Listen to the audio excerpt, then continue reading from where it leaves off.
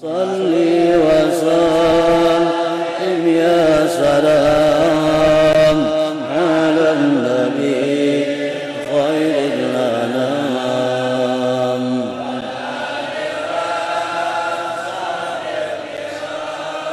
Bismillahirrahmanirrahim. Alhamdulillahilladzi 'arrafana ad-dunya wa makraha wa hama awliya'ahu wa ahbabahu min ghururiha faragibu anha wa zahadu fiha. Ashhadu an la ilaha illallah wahdahu la syarika lahu syahadata man 'arafa ma'naha wa ashhadu anna sayyidana Muhammadan 'abduhu wa rasuluhu ila khairi ummati wa azkaha. Allahumma salli wa sallim wa barik ala sayyidina Muhammadin afdalil khaliqati wa atqaha wa ala alihi wa sahbihi wa dhurriyyatihi wa man tabi'a sunnatahu wa tamassaka bi'uraha, amma ba'du. Yang kita hormati dan kita cintai para habaib dan para alim ulama, para muhibbin, hadirin, hadirat, rahimakumullah. Pertama-tama kita panjatkan puji dan syukur yang tidak terhingga kehadirat Allah Subhanahu wa ta'ala, yang mana pada malam ini kembali mengumpulkan kita di majelis yang penuh berkah dan rahmat ini. Salawat dan salam kita haturkan kepada junjungan kita Rasulullah Nabi besar Muhammad sallallahu alaihi wasallam, dan kepada seluruh keluarga, para sahabat, zurriyat dan para pengikut beliau. Para muhibbin rahimakumullah, al-hikmatul khamisatu wa thamanun minal hikamil ataiyah. Qala al-imam Ahmad ibn Athaillah as-Sakandari rahimahullah wa nafa'ana bi'ulumihi wa asrarih. Hikmah yang ke-85 dari al-hikamil ataiyah, berkata Imam Ahmad ibn Athaillah as-Sakandari rahimahullah, at-tayyul haqiqiyyu an tatwiya masafatad dunya anka hatta taral akhirata aqraba ilaika minka. Yang artinya bermula melipat yang sebenarnya, bahwa engkau lipat jarak dunia ini daripada diri engkau, sehingga engkau melihat akhirat lebih dekat kepada engkau daripada diri engkau sendiri. Nah, itulah terjemah daripada hikmah yang ke-85 ini. Inna min khawarikil adat ma yusamma bitayy. Bahwasanya sebagian daripada khawarikil adat,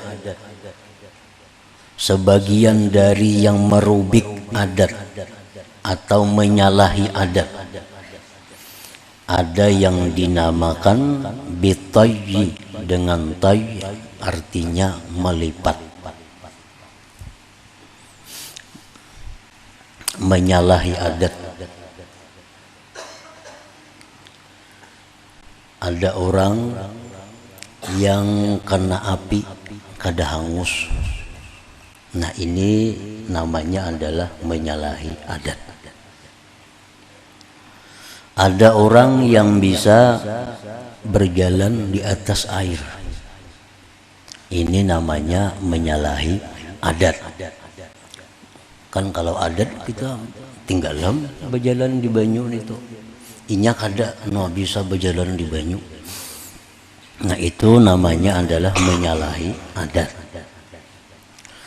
Ada orang yang memasak 1 liter tapi dia bisa memberi makan 1000 orang. Padahal kalau ada salitar itu paling-paling 5-6 orang, 10 orang paling banyak. Ini dimasaknya nasi salitar, beres salitar jadi nasi, bisa orang 1000 memakannya. Nah ini khawarikul adat, ngarannya menyalahi adat. Dari sekian banyak macamnya yang menyalahi adat itu, ada yang dinamakan juga dengan tai, artinya melipat. Nah, melipat itu imma tayyuz zaman wa imma tayyul makan. Ada yang namanya melipat masa,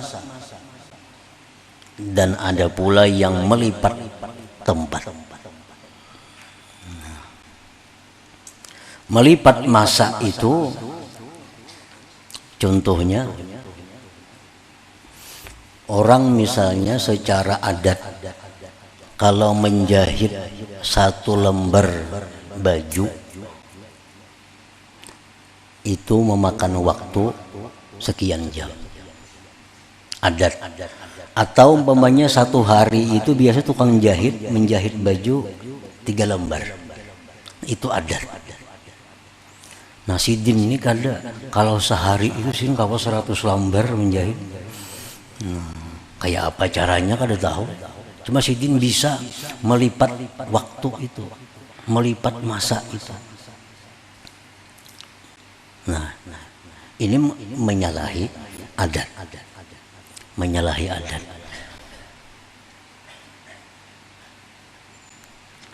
Ada pula yang dinamakan menyalahi melipat tempat. Melipat tempat ini hari ini jam ini ada di sini. Ini jam berapa? Jam 9 ada di sini. Tahu-tahu jam 10 ada di Singapura orangnya. Jam 11 kena ada di Jakarta. Secara adat itu kada bisa. Nah ada orang yang menyalahi adat itu. Nah itu namanya adalah tayyul makan. Artinya bisa melipat tempat orangnya. Dalam selangkahnya bisa kemana, dalam selangkahnya bisa ke Makkah sana, dalam selangkahnya bisa ke Palestina. Nah ini khawarikil adat, menyalahi adat. Wahuma la yutahaqqaqani minal karamat, itu yang melipat masa tadi atau yang melipat tempat tadi, itu keduanya tidak bisa dipastikan karamat. Tidak bisa dipastikan karamat. Idh qad yakunani istidrajan aw sihra, karena terkadang yang demikian itu bisa istidraj, bisa lanjuran dari Allah. Jadi kada mesti orang nang saat ini ada di sini, tapi menit berikutnya ada di mana kayak itu. Nah, itu belum tentu orang yang diberi Allah karamat, belum tentu. Karena iblis, contohnya iblis dalam hitungan detik ada di timur dunia, detik berikutnya ada di barat dunia.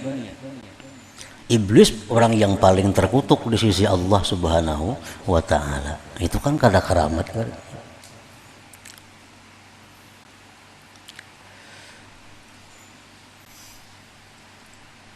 Orang yang bisa berjalan di atas air itu bukan dipastikan itu karamat. Itu bisa lanjuran dari Allah atau bisa berupa sihir.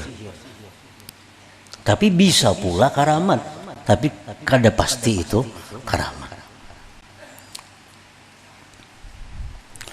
Wa amma tayyul haqiqiyyul mutahaqqaqu minal karamat tayyu masafati dunya anka hatta taral akhirah aqraba ilaika minka. Bermula melipat yang sebenarnya, yang dipastikan bahwa itu karamat adalah melipat jarak dunia daripada engkau, sehingga engkau bisa melihat akhirat itu lebih dekat kepada engkau daripada diri engkau sendiri. Wa dzalika bizuhdi fiha, dan yang demikian itu dengan zuhud pada dunia. Kalau orang itu bisa melipat jarak dunia, sehingga jarak dunia ini dilipatnya, lalu yang nampak hanya akhirat.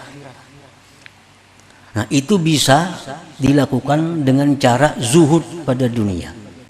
Artinya, kalau orang itu zuhud pada dunia, nah itu karamat. Itu bukan lanjuran, bukan sihir. Kalau orang yang mampu di dalam dunia ini bersifat dengan sifat zuhud, maka orang itu sudah nyata orang berkaramat.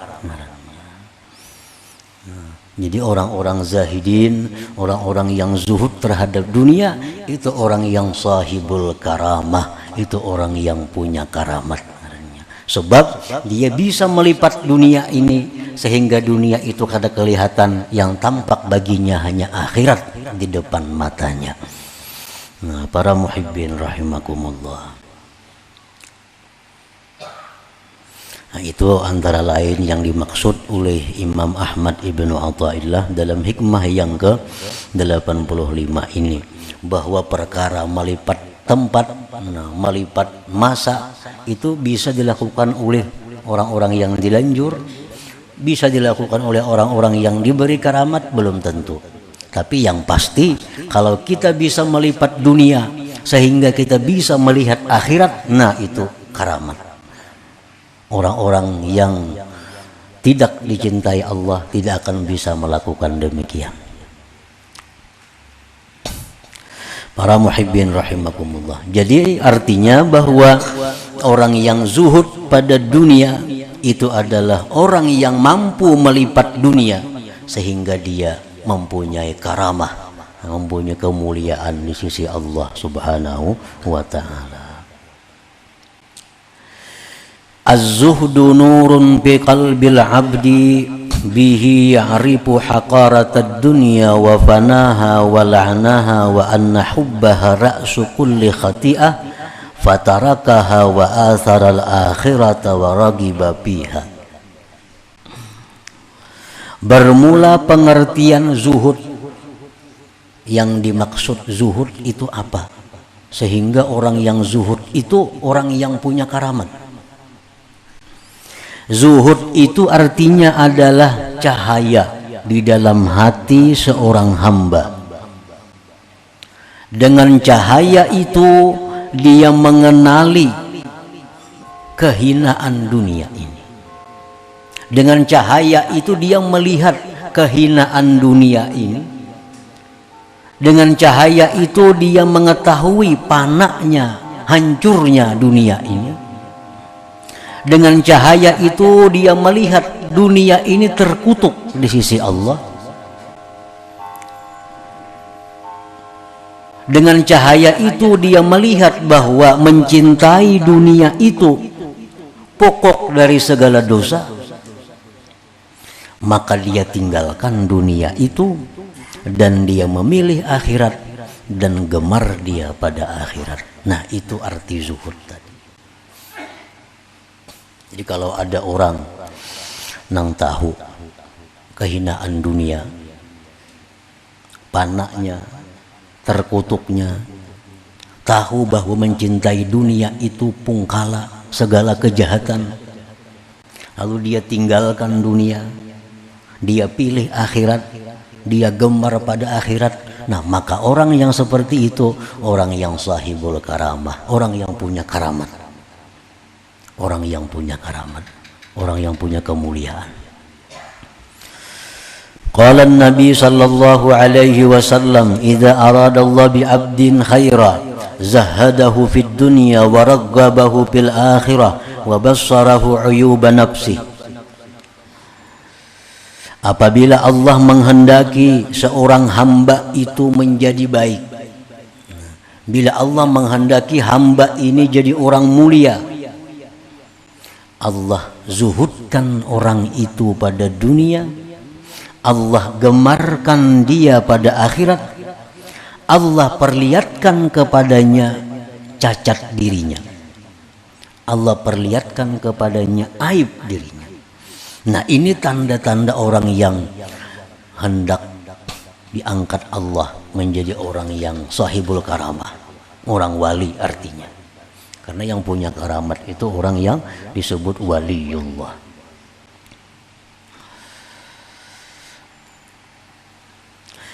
Laisa az-zuhdu bitarkil mal wa ida'atil halal, walakinna az-zuhda khuluwul qalbi an hubbihi li dzatihi aw li tana'umihi bih.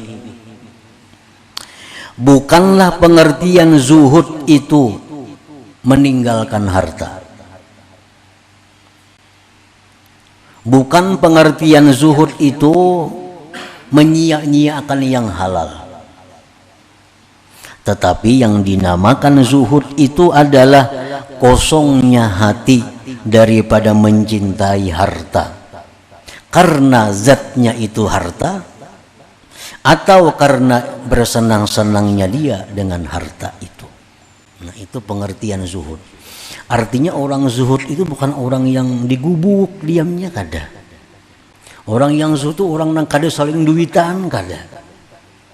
Zuhud itu artinya orang yang dalam hatinya itu tidak ada cinta kepada harta karena harta itu. Kan kadang-kadang kita bisa cinta lawan harta karena harta ini duit contohnya.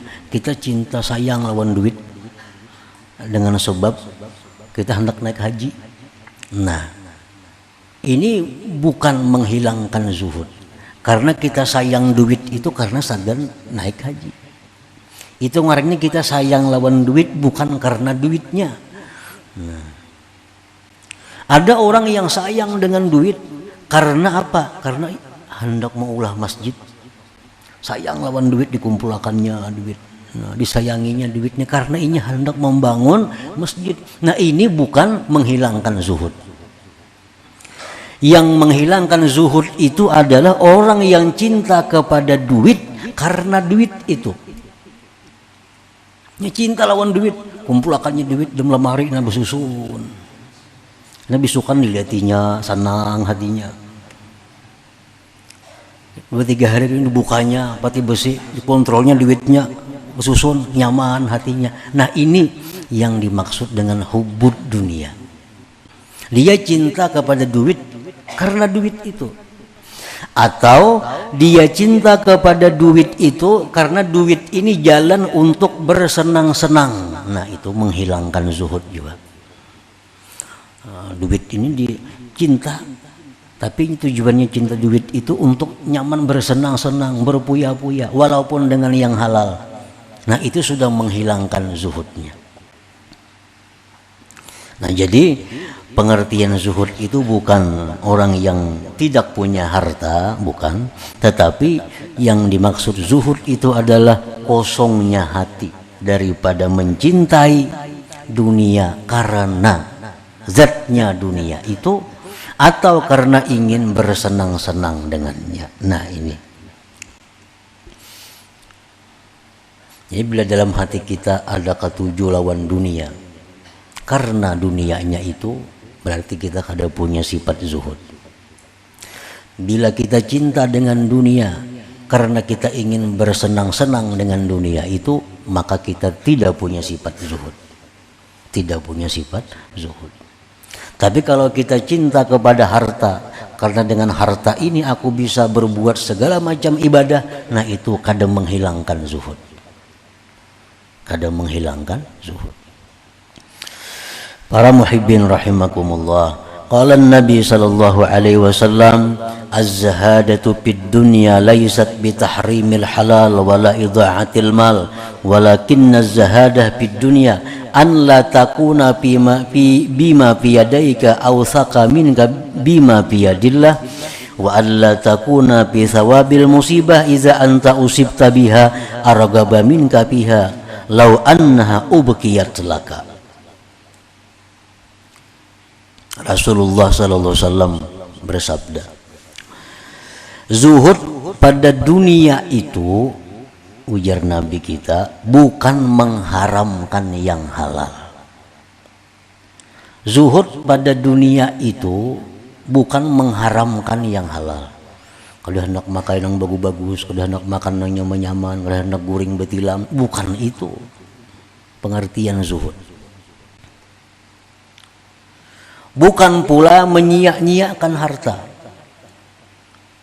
Tetapi zuhud pada dunia itu artinya bahwa adalah sesuatu yang di sisi Allah lebih engkau percayai dari sesuatu yang ada di tangan engkau. Satu itu. Sesuatu yang ada di sisi Allah lebih engkau percayai dari yang ada di tangan kita. Artinya apa? Artinya orang zuhud itu pertama adalah pemurah. Pemurah. Karena harta-harta yang kita berikan di jalan Allah, itulah harta kita. Sudah kita titipkan di sisi Allah. Nah, kita hari ini bersedekah 10.000, itulah sudah harta kita yang tersimpan di sisi Allah. Kita semalam bersedekah 100.000, itulah harta kita yang tersimpan di sisi Allah. Nah, yang tersimpan di sisi Allah itu lebih kita percayai, lebih kita pegang dari apa yang tersisa di tangan kita di dunia ini. Nah, itu pertama zuhud seperti itu. Jadi orang zuhud itu artinya dia terhadap harta-harta yang masih ada di tangannya itu belum ada rasa memiliki. Yang dia anggap miliknya adalah yang sudah dia dahulukan kepada Allah. Yang dia wakafkan, yang dia hadiahkan, yang dia sedekahkan, itulah yang dia pegang. Nah, satu. Yang kedua, ujar Nabi, zuhud itu adalah andai kata harta yang dia miliki itu dapat musibah, maka pahala musibah itu lebih dia senangi daripada harta itu sendiri. Nah, itu. Kita bisi harta nih. Bisi harta karena musibah harta kita berkurang atau habis, kan berpahala tuh. Musibah itu pasti berpahala. Nah, lalu pahala itu lebih kita senangi daripada kekalnya harta itu.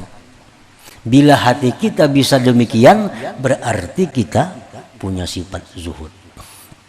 Nah, jadi keterangan Nabi tadi ada dua macam syaratnya zuhud itu. Pertama, yang ada di sisi Allah itu lebih kita percayai, lebih kita pegang dari yang masih ada di tangan kita. Satu. Yang kedua, harta-harta kita yang ada ini andai kata dapat musibah, pahala musibah lebih kita sukai daripada harta itu andai kata dia masih ada. Nah, para muhibbin rahimakumullah. Nah, jadi kalau kita bisa demikian, kita bersifat zuhud. Bila kita bersifat zuhud, kita sahibul karamah. Kita orang yang punya karamat. Artinya kita waliullah, kita menjadi walinya Allah Subhanahu wa ta'ala.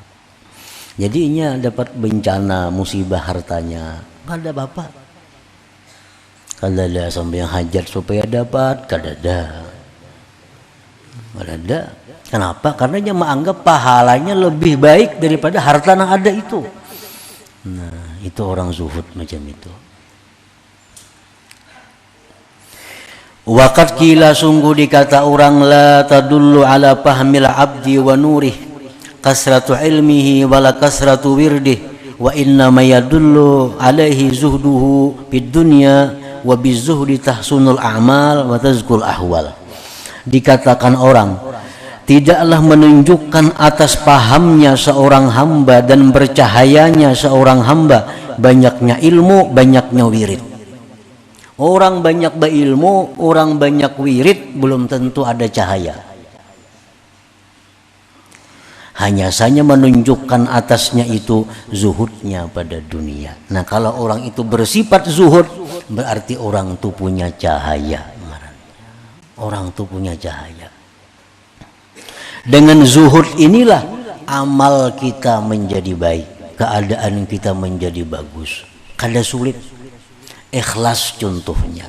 Ikhlas itu sulit bagi orang-orang yang hubbud dunia. Bagi orang zuhud, ikhlas itu mudah. Kenapa? Karena orang zuhud ini kada ada kepentingan dengan dunia. Kepentingannya hanya akhirat. Jadi orang zuhud ini kalau bersedekah, inya ikhlas. Kalau sembahyang, inya ikhlas. Berbuat kebaikan, inya ikhlas. Kenapa? Karena orang zuhud ini kadang memandang lagi dunia ini. Kan riya itu memandang dunia. Riya itu hendak minta puji, hendak minta upah, itu riya. Berarti ada kepentingan dunia. Nah, kita sulit ikhlas kalau kita kada bersifat zuhud. Dengan zuhud tahsunul amal, amal jadi baik. Khusyuk dalam beribadah, khusyuk membaca Quran, khusyuk membaca salawat, khusyuk sembahyang. Zuhud mudah. Kenapa? Karena yang mengganggu sembahyang kita, zikir kita, hati kita ini pikirannya ke dunia. Kenapa kita sembahyang kada khusyuk? Mikirakan pasar, mikirakan kebun, mikirakan di rumah, macam-macam. Itu nang maulah kada khusyuk. Nah, orang-orang yang zuhud pikirannya kada ada lagi dunia, pikirannya akhirat depan matanya. Dengan demikian khusyuk menjadi mudah baginya. Nah, semuaan jadi mudah, segala amal kebaikan menjadi mudah dengan sebab zuhud tadi. Wa dhiddu zuhdi fid dunya ar-raghbatu hubbu biha wa dzalik isarud dunya 'ala al-akhirah. Lawanannya zuhud pada dunia itu adalah gemar dan cinta pada dunia. Nah, itu lawanannya. Kayak apa mengetahui kita ini cinta dunia ataukah kita ini zuhud? Mengetahuinya, nah, bila mengutamakan dunia atas akhirat berarti kita cinta dunia. Bila kita mengutamakan dunia atas akhirat berarti kita cinta dunia. Paman taraka wajiban aw manduban aw fadilatan li syughlihi bid dunya fahuwa muhibbud dunya. Barang siapa yang meninggalkan kewajiban atau meninggalkan perkara yang sunat atau perkara yang utama karena sibuk dengan dunia, bahwa muhibbud dunia, maka dia berarti pecinta dunia. Orang mencari harta hakun taliwat sembahyang, berarti ini orang muhibbud dunia. Orang mencari harta hakun kada baca wirid-wirid tiap malam, biasa tabarak yasin malam, surah-surah nang baik, waqiah, surah duhan malam. Karena ini urusan dunia, wirid kada baca. Ini orang meninggalkan nang sunat untuk mengejar dunia, berarti dia muhibbud dunia. Kadang alih kada mengetahui diri kita ini cinta apa. Bila kita cinta dunia, kita bakal sakit. Kenapa? Pecang terpisah. Dan itu akal kita sudah bisa membaca. Sesuatu yang dicintai bila terpisah bakal sakit. Sesuatu yang dicintai bila terpisah bakal sakit. Nah, orang yang mencintai dunia itu orang yang sakit matinya. Kenapa? Karena dia berpisah dengan yang dicintainya. Nah, berpisah dengan yang dicintainya. Orang kehilangan sepeda motor lagi sakit hati. Ini mati, hilang motor, hilang rumah, hilang bini, hilang semuaan. Terkumpul sakit hatinya. Nah, jadi tandanya itu bila kita hakul meninggalkan yang baik-baik, yang wajib, kita meninggalkan yang sunat-sunat untuk urusan dunia, berarti kita muhibbud dunia ngarannya. Orang yang cinta dunia. Bila cinta dunia, sembahyang kada mau khusyuk, bersedekah kada mau ikhlas. Kenapa? Karena dia cinta dunia. Nah, bila bersedekah minta puji, minta hargai. Itu tuh karena dia mencintai dunia. Lain orang zuhud, dia cinta akhirat, bersedekah, dia mengharap pahala di sisi Allah, kada mengharap pujian. Nah, para muhibbin rahimakumullah. Jadi hikmah yang ke-85 ini adalah menerangkan bahwa orang yang bisa terbang, orang yang bisa berjalan di atas air, orang yang bisa berada di berbagai tempat itu belum tentu orang yang dimuliakan oleh Allah. Tetapi kalau orang yang sudah punya sifat zuhud pada dunia, itu jelas pasti dia orang yang mulia di sisi Allah Subhanahu wa ta'ala. Walaupun dia kada bisa terbang, walaupun dia kada bisa jalan di air, walaupun dia kada bisa kemana-mana dalam waktu yang singkat, tapi dia bersifat zuhud, maka ini orang mulia, orang yang dimuliakan Allah Subhanahu wa ta'ala. Orangnya zuhud, ini diberi Tuhan zuhud saja. Yang berjalan di banyu kada diberi Tuhan, yang berada di berbagai macam tempat kada diberi Tuhan, tapi diberi Tuhannya zuhud. Nah, itu lebih baik daripada Allah memberi yang lain-lainnya kepada orang lain. Karena dengan zuhud itu dipastikan bahwa itu karamat dari Allah Subhanahu wa ta'ala. Nah, selanjutnya hikmah yang ke-86. La hadratin Nabi sallallahu alaihi wasallam al-Fatihah. Iyyaka na'budu wa iyyaka nasta'in. Ihdinas siratal mustaqim. Ya Allah biha, ya Allah biha, ya Allah bi husnil khatimah. Ya Allah biha, ya Allah biha, ya Allah bi husnil khatimah. Allah biha, ya Allah biha, Allah bi husnil khatimah. فيا أيها الرجل منه شفاعة صلوا عليه وسلموا تسليما. اللهم صل